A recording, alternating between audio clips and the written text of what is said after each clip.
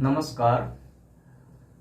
If you have a look over the Mediterranean Sea, you will see different kind of geographical structures. The Mediterranean Sea in itself a geographical structure. On the northwest of it, you will see in the Europe uh, a very famous mountain range called Alps is there. In the south of Mediterranean Sea, you will see the Sahara Desert, which is far bigger than the all 50 states of USA. So because of all these kinds of geographical structures, the temperature variation and the pressure variation is very much visible there. And because of this temperature and pressure variation, what happens? A lots of local winds gets developed.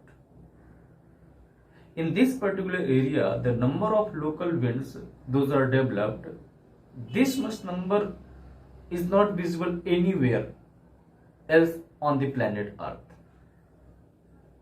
For instance, the Mistral in France is very famous, Bora in Italy, Levante is there, and the most significant which I would like to little bit elaborate, that is called Sirocco. Sirocco is also responsible for the blood rain in Italy. So what is this blood rain? Let me tell you. Actually, this Sirocco starts blowing from the Sahara Desert. And what is the characteristics of the Sahara Desert? That Sahara Desert has the small sand particles, those are red in color. And as the Sirocco wind starts blowing from this Sahara Desert and starts going towards the southern portion of Europe, in between Europe and Sahara, the Mediterranean Sea is there. So what happens that as it reaches over the Mediterranean Sea, it collects the water vapor, and that water vapor finally is released in the form of the rain over Italy. As I have already told you that the same wind had already trapped the red sand particles of the Sahara Desert. Therefore, when the rainfall takes place, during the rainfall, the red sand particles, they also come along with the rain. That's why the people of Italy have called this rainfall as a blood rain. So the main reason behind this blood rain is the red sand particles collected or trapped by this Sirocco wind from the Sahara Desert. My friends, this Sirocco wind is so significant in that particular area that it has developed different names. For instance, there is no doubt that in Italy it is called Sirocco, but if you take the example of Spain, in Spain it is called Levage.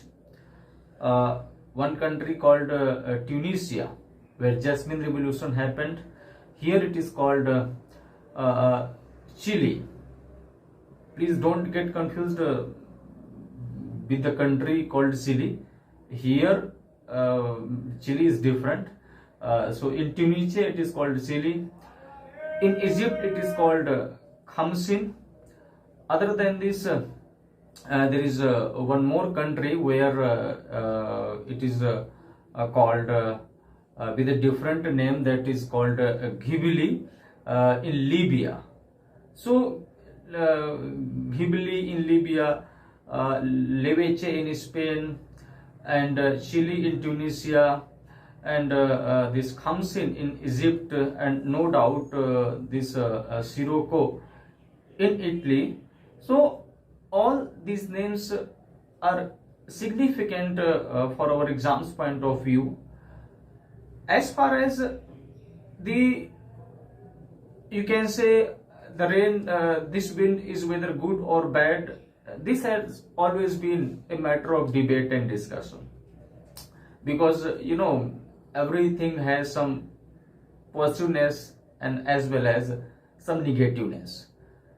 But by and large, what is the idea in connection to this Sirocco wind in Europe region, that because it always blows during the spring season, and during the spring season what happens, that the crop of olive, it is grown, so it runs very fast, it is warm. Therefore what happens, as the wind comes in the contact of the olive trees or the olive crop, these olive trees are damaged a lot.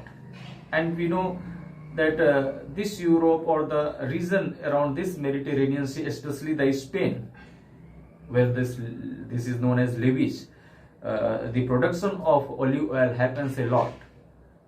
And what happens when this olive tree is or the olive crop is damaged? So obviously the economy of that particular country will be hampered.